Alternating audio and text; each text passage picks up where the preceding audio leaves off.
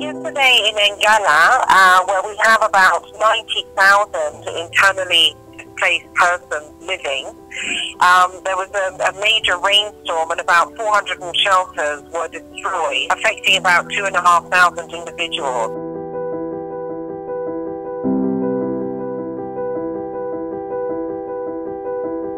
This kind of storm is something obviously that we're going to start seeing more of. In fact, we've already had a few of these, and we are aiming to rebuild the structures and really address some of the challenges that we face.